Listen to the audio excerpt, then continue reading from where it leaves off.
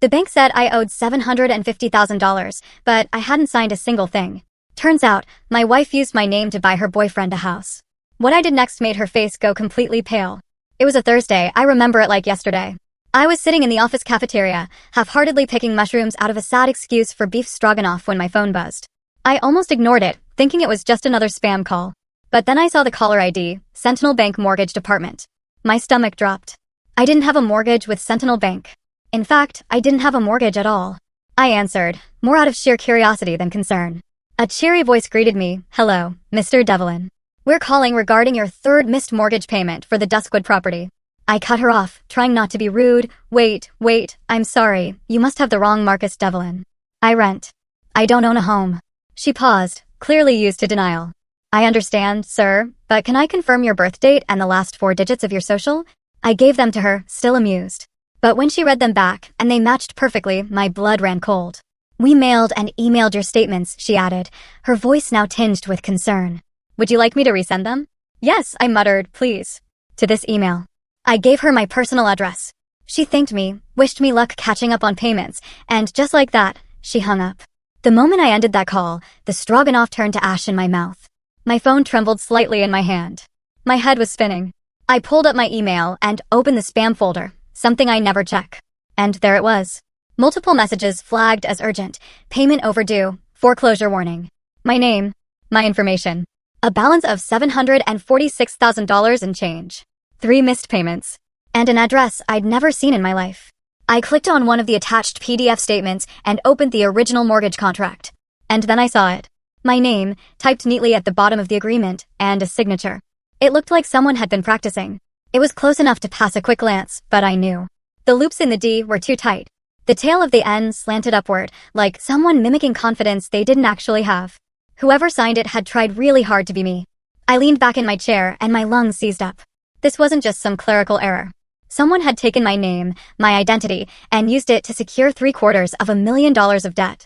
But who? I didn't even let the thought finish. Somewhere deep inside, I already knew. I drove home early. I didn't tell my boss or finish lunch. I just grabbed my jacket and keys and walked out of the building like I was on fire.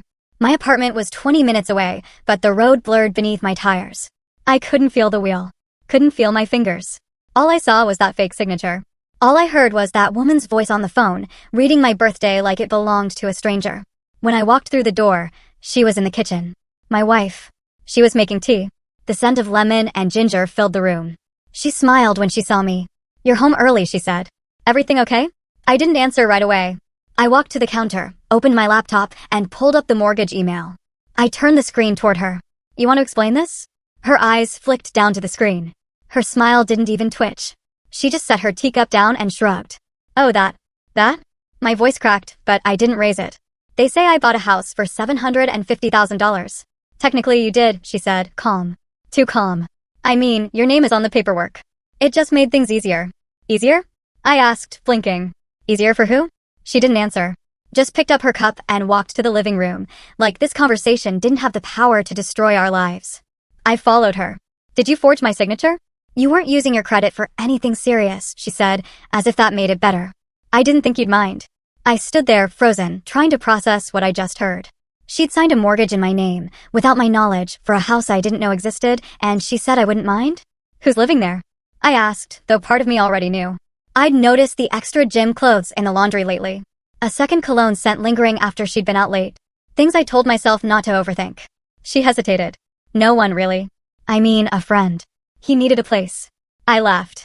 Not because it was funny, but because if I didn't laugh, I might break something. "A friend." She didn't respond. Her silence was the loudest confession I'd ever heard. I turned and walked back toward the door. I didn't know where I was going. I just needed to breathe air that wasn't soaked in betrayal. Before I left, I looked back at her one last time. She was sitting there with her tea, legs crossed, eyes blank, like she couldn't understand why I was upset. And in that moment, I realized something chilling. This wasn't guilt. This wasn't regret. This was routine. The drive to the condo felt longer than usual, though it was only 20 minutes. When your world starts unraveling, time doesn't just slow. It mocks you. I didn't turn on the radio. I didn't open the windows. I just drove, the quiet in the car louder than anything I'd heard all day. My hands were still shaking on the wheel, not from fear, but from something else. Something that sat in my gut like a brick. Disbelief, betrayal, the knowledge that the woman I came home to every night had sold my name like a second-hand coat.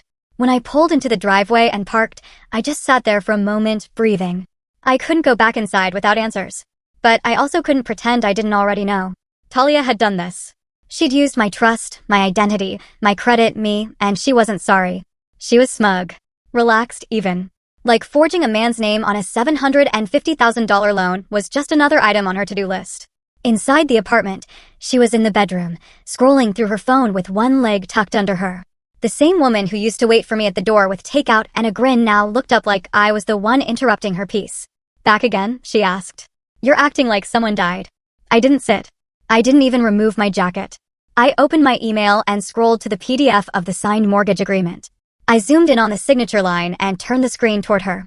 "Who wrote this?" I asked, my voice calm. Too calm. Like I was trying to negotiate with a live grenade. She sighed, tossed the phone aside. "Why are we still talking about this? I told you it was just easier. The loan officer needed a name with strong credit. You weren't using yours." I did what made sense. "What made sense?" I echoed. "Talia, this is fraud. This is identity theft. This is relax," she cut in, waving her hand like I was being dramatic. "You act like I ruined your life. I didn't steal from you. I didn't run off with your savings. I just used your name. And you're still here, still working, still fine. So, what's the problem?" That was the moment I understood just how far apart we really were. She didn't see it as betrayal. She saw it as resourcefulness, like she was solving a puzzle and I was just one of the pieces. I looked at her, really looked at her, and realized I didn't know the woman I'd married. Not truly. I opened a browser and started digging. It didn't take long. The forwarding address on the mortgage documents wasn't some clerical accident. It was real. I found it in a luxury gated community just outside the city, Duskwood. I'd never been inside, only passed it on my way to work.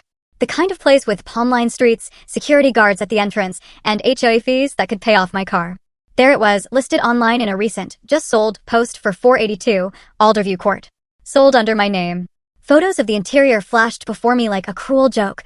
Vaulted ceilings, designer kitchen, backyard pool. Everything I'd never had, never even wanted, and yet, apparently, now owned. I stared at the screen until my eyes burned. Then I grabbed my keys and left. "Where are you going?" she asked. "I'm going to see the house I paid for." I didn't wait for a reply.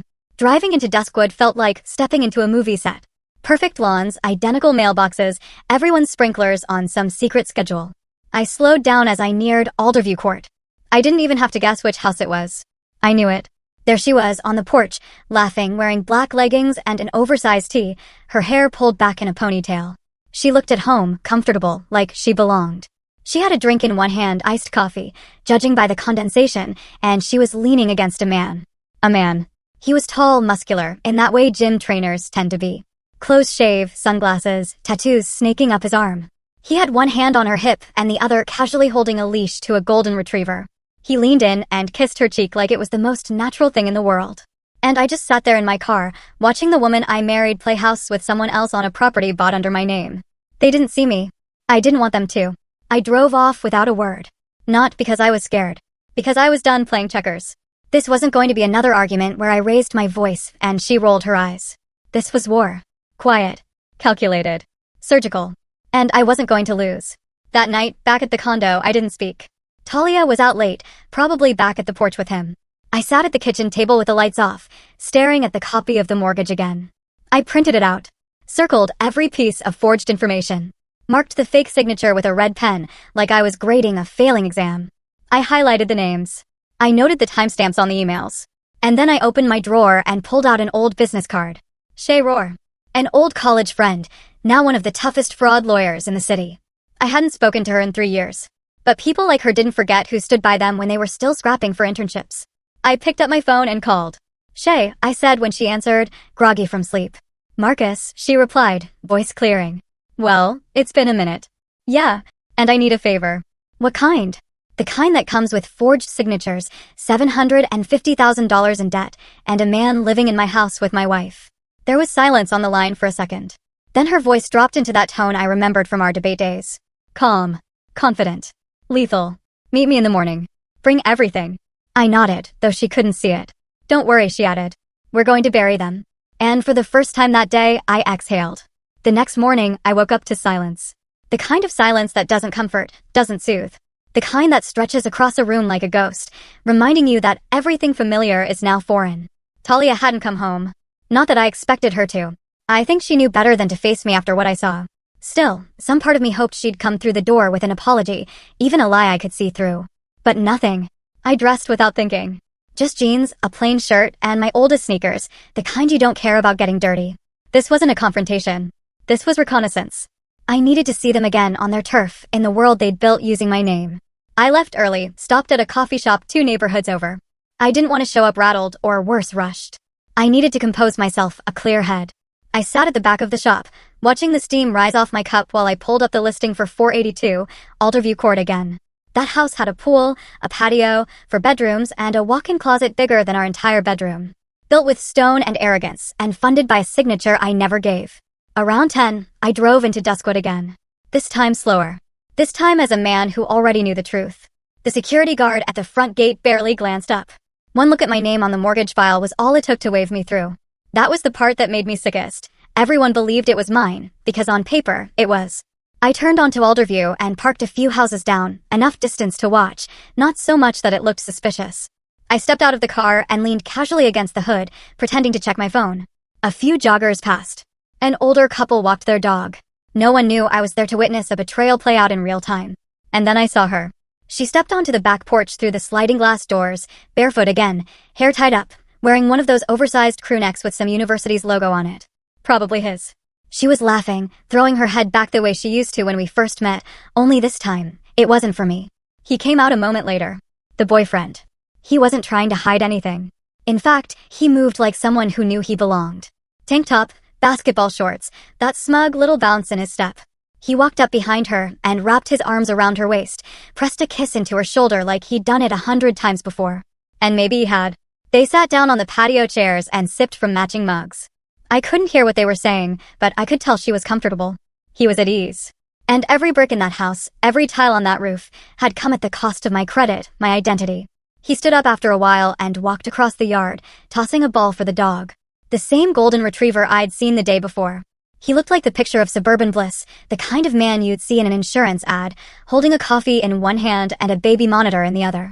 Talia followed him down the steps, and they met under a small pergola near the back fence. They stood close. Too close. And when she leaned up to kiss him, I turned away. Not because I couldn't take it, but because I didn't need more proof. I had enough. I got back in the car and drove off. Not quickly, just steady, like someone running through a checklist in their head. There was nothing to say to her, nothing to ask him. I'd seen what I needed.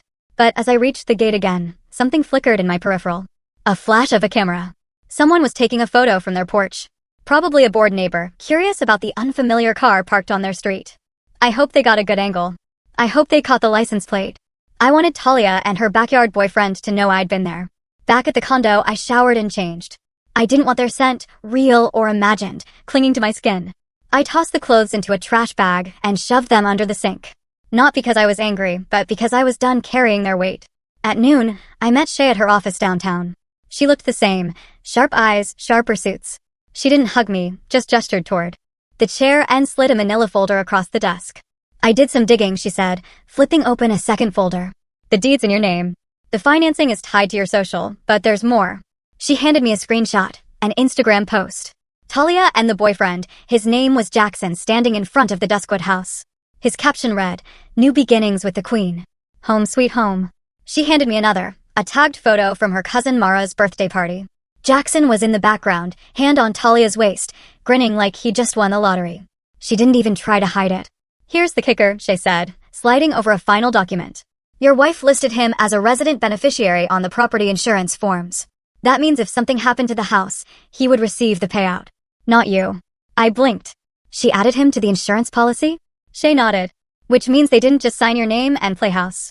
They planned to keep it long-term, and they wanted the money to flow in his direction if anything went south." The word conspiracy hit me again, but this time I wasn't shocked. I was steady. She leaned forward.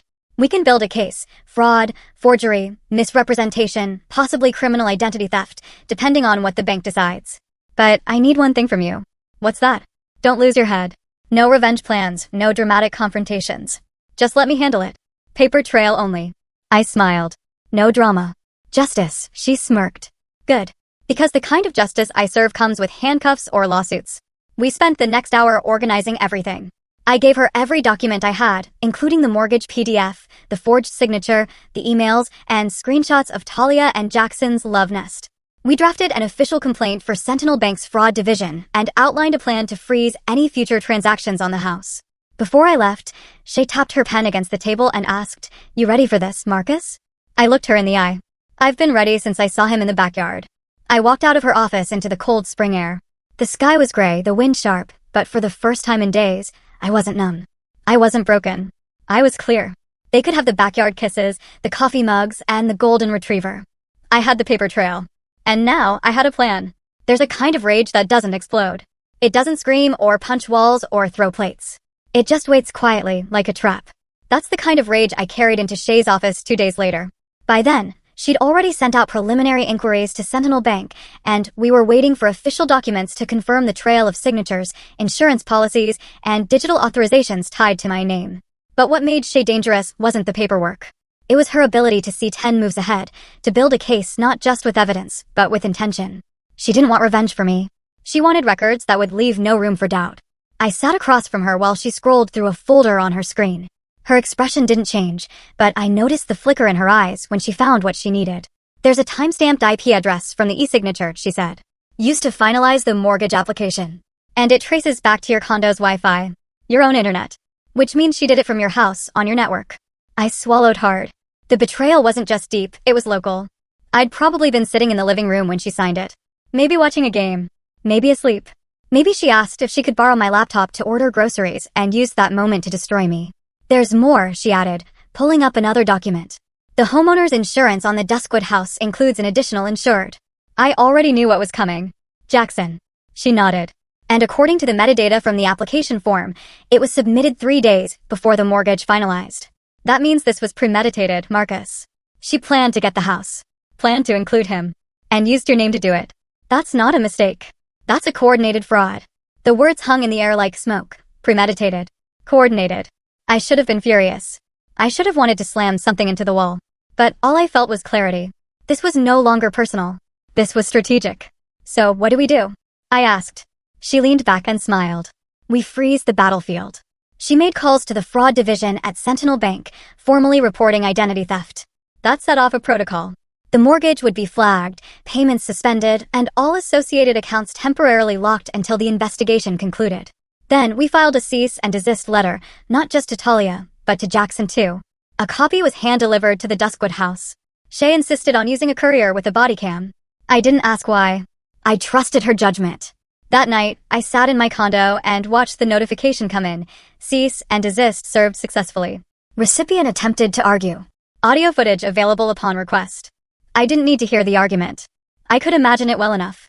Talia opening the envelope, brows knitting, lips twisting. Jackson standing over her shoulder, jaw clenching as he realized his little dream life was built on a stolen foundation. My foundation. But I didn't celebrate. I didn't even smile. I just sat there staring at the TV I'd forgotten to turn on, letting the silence settle into me. The next morning, I emptied the joint checking account. Legally, it was still mine. We'd opened it 5 years ago, and while most of our bills came through there, I had my own private savings account. Thank God I'd never closed it. Just kept it as backup. The joint account had close to $18,000. Half of it had come from my last quarterly bonus. I transferred every cent. Within the hour, I got a text. "Talia, hated the account glitch? I think it's empty." I didn't reply. 5 minutes later, "Talia, Marcus, did you do this? I have bills due. We have shared expenses." That word again. She wasn't done. "Talia, this is so petty. If you're trying to punish me, just say that. Don't sabotage us like this." I stared at the screen. My fingers hovered above the keyboard, but again, I said nothing. By that afternoon, she tried calling 5 times. I didn't answer. Because silence wasn't weakness. It was strategy. Let her spin. Let her talk herself into confusion.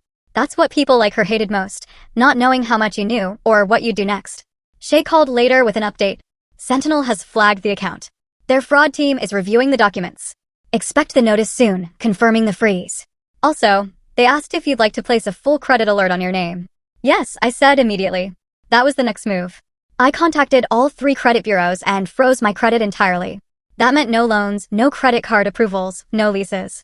Nothing could be taken out in my name unless I personally lifted the freeze.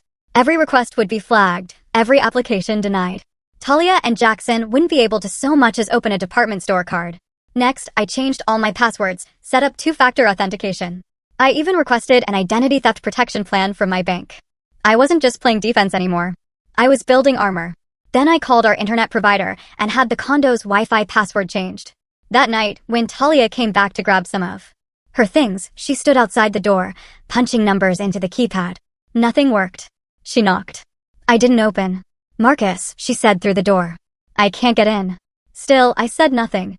The next morning, I returned the favor. I drove back to Duskwood, this time wearing sunglasses and a ball cap, just to avoid being recognized by any nosy neighbor. I parked farther away this time. No hovering, no confrontation.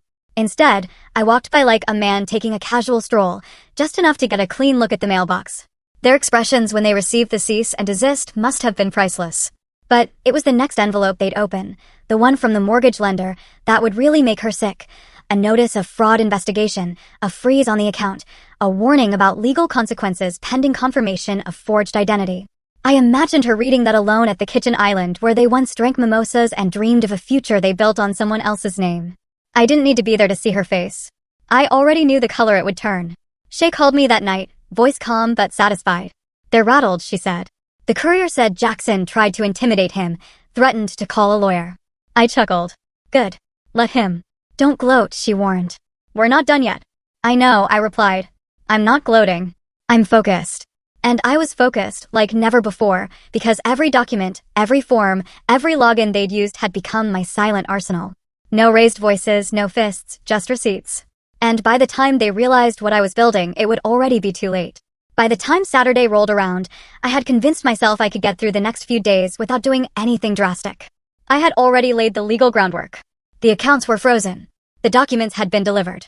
The court date would be scheduled within a few weeks. In theory, all I had to do now was wait. But something kept gnawing at me. A small, bitter question that wouldn't leave me alone. How many people knew? Because the more I thought about it, the more I realized this didn't just happen behind my back. It happened in plain sight. Someone had to witness it. Someone had to co-sign her choices, encourage them, maybe even applaud them. That's what drove me to the barbecue. Talia's family had a long-standing tradition, the spring startup. A backyard cookout they threw every March to welcome new beginnings. I had always found it cheesy, but I showed up every year anyway, flipping burgers and pretending to laugh at Deacon's beer-fueled jokes. This time, I wasn't going for tradition. I was going for confirmation. I didn't tell anyone I was coming. I just showed up. I figured if they had the audacity to steal my name, the least I could do was show my face. The moment I stepped into the backyard, the mood shifted. It was subtle. A half-second of still laughter, eyes flitting toward me, then away. The way people do when they've been caught whispering about you 5 minutes before you walked in. Deacon, Talia's younger brother, was the first to approach me.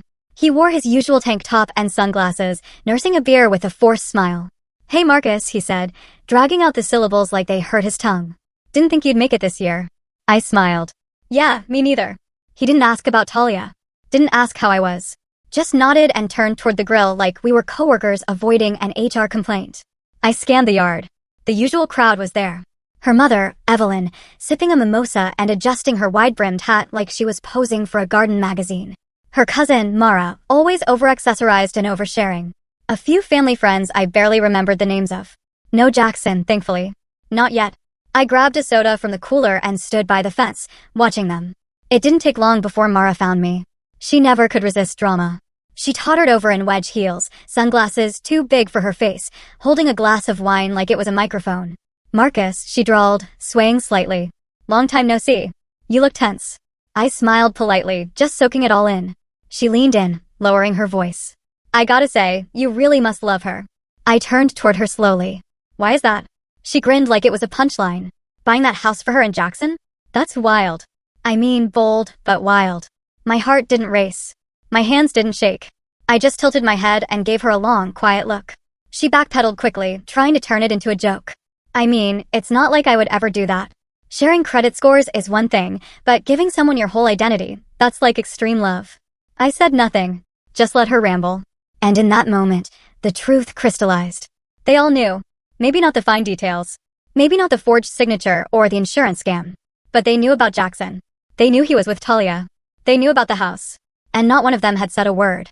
Not even Deacon, who used to call me brother. After 2 beers, I looked over at Evelyn, who hadn't once looked in my direction. Not even a nod. Not even a twitch. I finished my drink and set the empty can down on the patio table. Then I walked up the steps and approached her. She glanced up as I stood in front of her.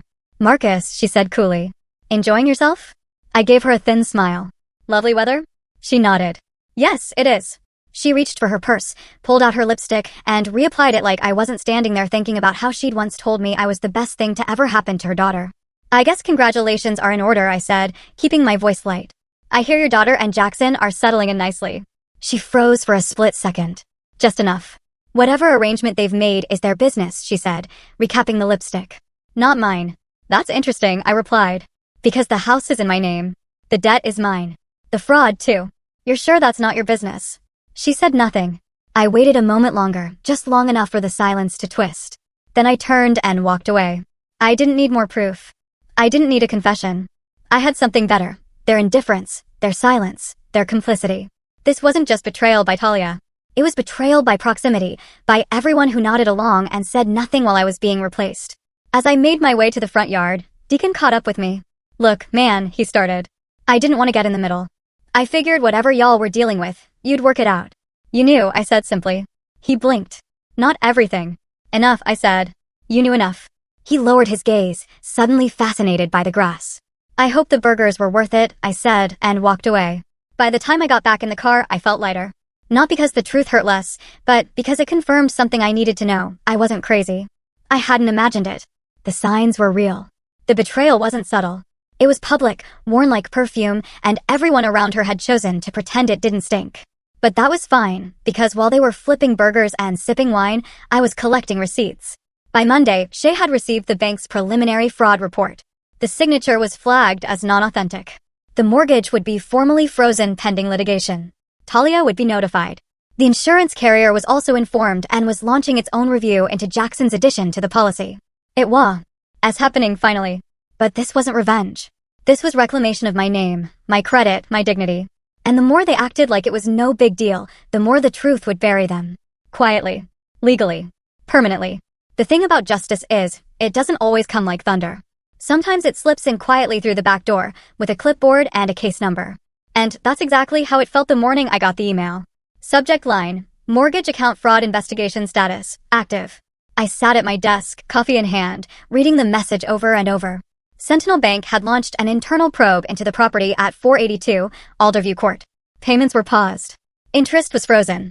And no further actions would be taken until the identity claim was fully resolved. In plain terms, I wasn't legally responsible for the debt anymore. Not while the case was under fraud review. I set the coffee down and leaned back in my chair. I hadn't realized how tense I'd been until I saw that word, paused. For weeks, I'd been holding my breath, waiting for the financial walls to cave in. But now I had time. I had ground beneath me again. And I was going to use every inch of it. Shay didn't waste a second. As soon as the freeze was confirmed, she went on offense. The next step was an official cease and desist sent to both Talia and Jackson. This time, notarized and certified. No more informal warnings. These came with a legal bite. She called me shortly after. "They'll get the letters by end of day," she said. "And I'm drafting the fraud affidavit for court submission. We're also notifying the credit bureaus." I nodded, though she couldn't see me. "What about insurance?" "Already flagged. The policy's under review. If they find forged documentation or misrepresentation, which we already suspect, they'll cancel it outright. That leaves the house uninsured and Jackson without protection." "And Talia?" I asked. She paused. "Well, that's the thing. Technically, she doesn't exist on paper in this mortgage. Her name isn't on the title. Not on the insurance. Not on the financials. Just yours. That means she has no legal right to the property." It was all starting to unravel, and I wasn't doing a thing but standing still. By noon, I got a notification from the bank. Someone had attempted to make a payment on the mortgage. Declined. Account locked. The fraud flag had kicked in. I could only imagine the confusion on the other end of that transaction. I wondered if it was Jackson or Talia, trying to fix what they thought was just a temporary glitch. An hour later, I received a text. "Talia, we need to talk." "Why are the accounts frozen? What are you doing?" I ignored it. 10 minutes passed. "Talia, Marcus, seriously. You can't just shut down access to everything. We have responsibilities." That word again. Like it still meant something. Like the minute she realized she couldn't bleed me dry anymore, we'd somehow turned into a team again. Another message. "Talia, If you think this is going to scare me, it's not. I'll fix it. We'll fix it. There was no we left. Not when she'd chosen someone else. Not when she'd written my name on a legal document like it was her signature to sell. That evening, I checked the doorbell camera. It was motion activated and synced to my phone. Around 6:47 p.m., she showed up. She stood at the door with a canvas tote bag slung over her shoulder, tapping her fingers against the wood like she had every right to still be there. When she tried the key code, it didn't work. She tried again, slower, more deliberate. Still nothing. Then she rang the bell. I didn't move. I watched from the hallway, just out of view. Marcus, she called through the door. Open up. I stayed quiet. I know you're in there, she called again. Your car's right outside. I stayed silent. A pause. Then she rang the bell twice fast. And when that didn't work, she pounded again, more aggressively this time. Okay, you've made your point, she said, her voice rising. You're angry, I get it. But this is our home, Marcus. Our home. That word made something twist inside me. The same way she used we and us when it was convenient. But when she bought a house with my name for another man, there was no us in that moment. Just strategy. Just lies. She sighed heavily. I just want to get a few things. My shoes, my tablet, the documents in the top drawer. I'm not trying to fight. I just want to talk, please. Still, I said nothing. She tried the keypad again. I watched her mouth the numbers to herself. Then she stepped back and dialed something on her phone. My phone buzzed on the table. I didn't answer. She called again, then texted, Talia, this is childish. What do you think locking me out proves? Talia, you changed everything. Really, Talia? Do you even care what this does to us? There it was again, the illusion of partnership, like I had somehow pulled the rug from beneath her and not the other way around. After a few more minutes, she grew desperate. Her voice cracked slightly when she knocked again, softer this time.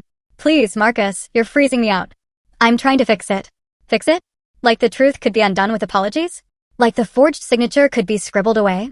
Like Jackson hadn't slept under a roof bought with my name and kissed her on the porch I paid for? I moved to the front window, careful not to be seen, and watched her pace. She looked over her shoulder a few times, probably making sure no neighbors were watching. Her pride was unraveling by the second. Her confidence was flickering, and for once, she didn't have a script. Then she pulled something from her bag, a copy of the key. She tried it. It didn't fit. She jiggled it, pushed harder, cursed under her breath. Still nothing. I had replaced every lock on every door. I saw it then, right there on her face, that moment when the realization hit. She wasn't locked out of a house. She was locked out of control. Her posture changed. The way she stood, the way her shoulders dropped. Her entire presence deflated like air from a balloon. She stared at the door for a long while. And then she did something I didn't expect. She sat down on the steps, cross-legged, arms resting on her knees, like a teenager who'd just been grounded and couldn't figure out why. I stood still, waiting. She pulled out her phone again and dialed someone else. I couldn't hear the conversation, but I knew from her posture it wasn't going well. Eventually, she stood up, brushed herself off, walked back to her car. Before she got in, she looked back at the door one last time. She didn't knock. She didn't speak. She just stared at it, cold and sealed and final. Then she drove off.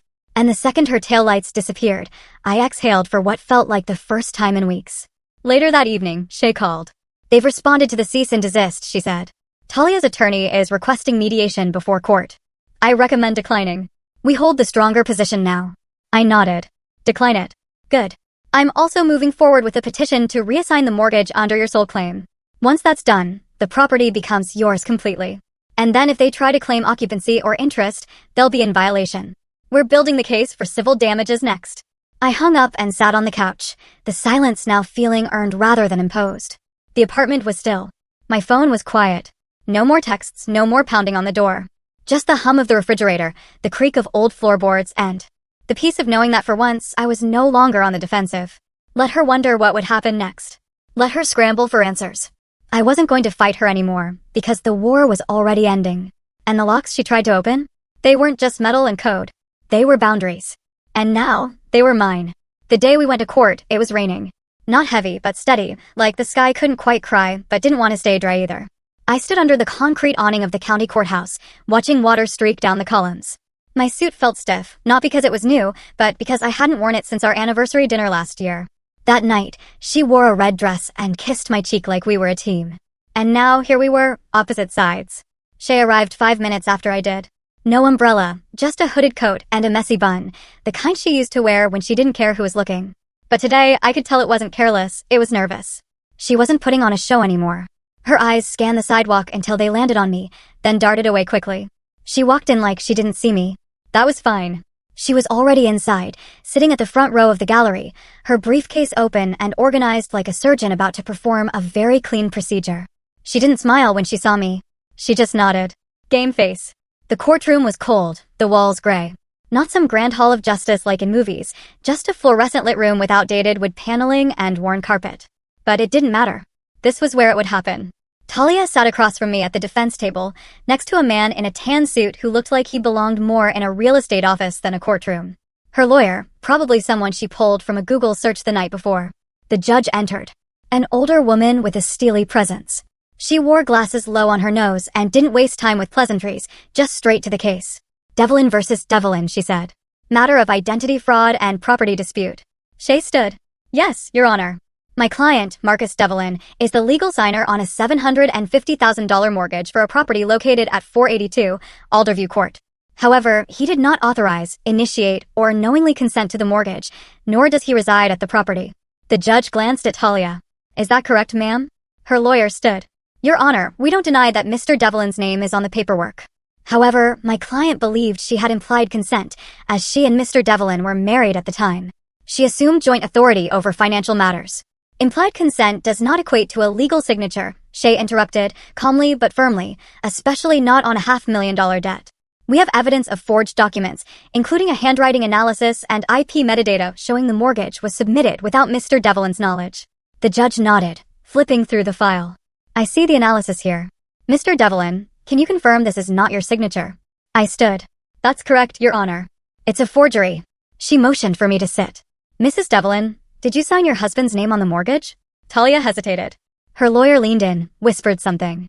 She looked at me briefly, then at the judge. Yes, I did. My stomach turned, not because it was a surprise, but because hearing her admit it out loud stripped the last layer of denial from everything. The judge's face didn't move. Did your husband know you were signing his name? No, she said quietly. Did you inform him at any point before the mortgage was approved? No. The judge made a note, then asked, and the individual listed as a resident beneficiary on the property insurance, Jackson Pierce? Is that someone you live with currently? Her eyes dropped to the table. Not anymore. That one line said everything. Her lawyer stood again, trying to shift the tone. Your Honor, while we acknowledge a procedural misstep, my client's intentions were not malicious. She believed she was acting in the best interest of her household. This was an internal marital matter. Shay cut in. Fraud is not a private disagreement. It's a crime. The judge held up a hand. Enough. The room went quiet. She turned to me. Mr. Devlin, are you seeking financial damages or solely property reassignment at this time? I took a breath. I want my name cleared. The debt reversed in full. Ownership of the house as restitution. The judge nodded. Understood. Talia's lawyer whispered again.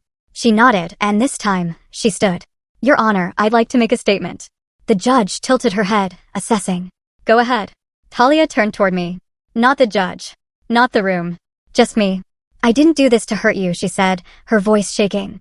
I didn't mean for it to become this big. I thought it would. I thought it would just pass, that no one would notice. She glanced at her hands, then back up. Jackson and I, it wasn't supposed to be serious, but it got serious, and I felt like I had already messed up so much that fixing it was impossible. So I stopped trying. She kept going. When I used your name, I told myself it was temporary, that you wouldn't find out. Or if you did, I'd explain it away. But then it all spiraled. The house, the insurance, the payments. And by then, I didn't know how to stop. Her voice cracked. I'm sorry. I am. The courtroom was silent. Even Shay, who rarely gave space for emotion, let it hang for a moment before turning back to the judge. Your Honor, the apology is noted, but intent does not erase harm. And that was the truth. The judge cleared her throat. Based on the evidence and the admission from Mrs. Devlin, I am issuing a temporary transfer of mortgage responsibility to Mr. Devlin, pending formal reassignment. The bank will be instructed to remove liability from the plaintiff. Furthermore, I am approving a hearing for civil damages next month. Mrs. Devlin, you will also be referred to the district attorney's office for potential criminal review. Talia's face went pale. Criminal review? She hadn't expected that. Her lawyer tried to protest, but the judge had already moved on. The gavel came down like thunder. One clean strike. One final verdict, for now. Afterward, outside the courthouse, she caught up to me. I heard her boots on the wet sidewalk before I saw her face. Marcus, she called. Please wait. I stopped, but I didn't turn. I meant what I said, she whispered, about being sorry. I looked over my shoulder, finally meeting her eyes. I know, I said. And then I walked away, because apology didn't cancel consequence, and sorrow couldn't unsign a lie. The official notice came in a white envelope, stamped with a blue emblem from Sentinel Bank and a return address in a city I'd never been to. It arrived on a Wednesday, I remember, because the mailman, a guy named Owen who always wore earbuds and waved without speaking, paused just long enough to look at me differently, like he could sense something important was in his hands. I didn't open it right away. I carried it into the kitchen, set it on the counter beside the coffee pot, and just stared at it. Not because I was nervous, I already knew what was inside. But some things demand a moment of silence before they're unsealed. I poured myself a cup, sat down, took one last breath as a man whose name had been tied to someone else's house, someone else's lie, someone else's version of a future. And then I opened it. Subject: Mortgage reassignment and title transfer. Case ID number 948,127. The letter confirmed it all in neat, clinical language. The fraudulent mortgage tied to my name had been voided. The loan would be marked as discharged. The debt no longer belonged to me. However, because the court had ruled in my favor and because the fraudulent party had defaulted, the property was now mine by legal reassignment. A house I never chose, never walked through willingly, never asked to see beyond photos. And now, it was mine. I folded the letter carefully, slid it back into the envelope, and placed it in the drawer with the others. The cease and desists, the affidavit, the court summons. Together, they told a story. Not of a man who won something, but of a man who refused to be buried by what wasn't his. That afternoon, I drove to Duskwood one final time. No disguises, no slow cruises. I pulled right into the driveway like I'd lived there my whole life. The for sale sign was still there, tilted slightly from the wind, but now it meant nothing. No one could sell this place unless I said so. I stepped out of the car and took a slow look around. The lawn was overgrown. The roses she once bragged about on Instagram had wilted. The windows were shut tight, but one of the blinds was bent like someone had peeked out and forgotten to fix it. The house felt hollow, like it was holding its breath. I had the new key in my pocket. Slipping it into the lock, I turned it once and pushed open the front door. The air inside was stale, cold. I could still smell lavender from whatever diffuser they'd left plugged in. I stood in the doorway for a moment, half expecting voices, movement, but the silence was complete. The furniture was still there. She hadn't taken it yet. A beige couch, a coffee table stacked with magazines, a tall floor lamp with a missing bulb. It looked like they had left in a hurry. Or maybe they hadn't truly believed the day would come when they'd be locked out of what they'd stolen. I walked through the kitchen. The granite countertops were spotless. Too spotless. Like someone had wiped them down nervously, maybe hoping the evidence would vanish with the crumbs. The fridge was empty. A few magnets remained. One with her cousin's wedding date. Another shaped like a pineapple that read, "Bless this mess." I stepped into the master bedroom. That was harder. The bed was unmade. Sheets crumpled. There was a single high heel under the dresser, forgotten in the scramble. On the nightstand sat a half-burnt candle and a phone charger that no longer had a phone to serve. I didn't touch anything. I didn't want to. This wasn't a victory lap. I wasn't there to gloat or to imagine some dramatic monologue about reclaiming what was mine. The truth was, this place had never felt like mine. Even now, with the deed in my name and the law on my side, it still felt like a lie. A beautifully staged set built on betrayal. I walked into the backyard. The pergola where I had once seen them together was still standing. The patio chairs were gone, but the ghost of their presence remained. I could still see her laugh. The way he used to press his hand into her lower back. The way she looked so free, not just from me, but from everything I thought we'd built. I stood there for a long time. And then I turned around, walked back inside, and called a real estate agent. Her name was Clara. I told her I wanted the house listed immediately as is. I didn't care about staging or repairs, just get it off my hands. She asked me if I wanted to tour the property first, maybe get a sense of what it could sell for. I told her I didn't need to. It wasn't my home. It was a symbol, and I was ready to let it go. Over the next few weeks, Clara worked her magic. The market was strong, and the house was in a coveted zip code. We got 2 offers within 10 days. I accepted the one that came in above asking. The profits easily covered all my legal fees and then some. When the deal closed, I didn't celebrate. No champagne, no Instagram post. Just a quiet dinner alone and a long walk by the lake near my new place. Because yes, I had moved. Out of the condo, away from the city noise. I found a small cabin upstate. Nothing fancy. Just a wide porch, a wood-burning stove, and a view of the water that didn't need filters or curtains. I bought it under my own name. Paid in full. No loans. No lies. No one else's fingerprints on the deed. It was peaceful there. And every evening, as the sun dipped below the tree line, I sat outside and breathed deep, clean, uninterrupted breaths. The kind you forget you need when your life is filled with manipulation disguised as compromise. Sometimes, I'd wonder if she ever drove past the old house. If she stared at it and remembered how it all began, how she used my name like a spare key and let someone else move in behind it. If she ever regretted it. But mostly, I didn't think of her at all. Because that house wasn't the ending. It was the reminder of what I lost, of what I reclaimed, of what I would never allow again. The house became mine, yes, but it was never my home. That title belonged to something quieter now. Something earned. They say when a storm passes, everything feels clearer. The sky softens, the wind eases, and suddenly you can see what survived. I didn't fully understand that until I was sitting on the porch of my cabin, watching fog roll off the lake in long, lazy streaks. It was early morning, the kind where even the birds sleep in. I had no messages, no calls, no one knocking, demanding explanations or access. Just peace. For the first time in years, my world was quiet, and it was mine. It had taken months to get here. Months of legal battles, paperwork, meetings, and silence so sharp it could cut. But I'd made it through. Not with anger. Not with theatrics. Just calm, deliberate steps. People expected explosions. I gave them strategy. They thought I'd beg. I built boundaries instead. When I first bought the cabin, everyone thought I was running away. Even Nate, my oldest friend, asked if I was sure I wanted to live in the middle of nowhere. But I wasn't running. I was arriving. For the first time in my life, I was planting myself somewhere no one could uproot me from. The day the final court document came through, a clean judgment that removed all ties between my name and Talia's mess, I didn't celebrate with champagne or fireworks. I printed the paper, signed it, framed it, and hung it in my office. Not because I wanted a trophy, but because I needed the reminder. My name was no longer something someone else could borrow, bend, or betray. It was mine again. Fully. Legally. Spiritually. I started using it differently. Not loudly, but intentionally. I updated all my accounts, changed my passwords, switched to a new bank that didn't have memories baked into every transaction. I even updated my emergency contacts. For years, her name had sat there by default. Not anymore.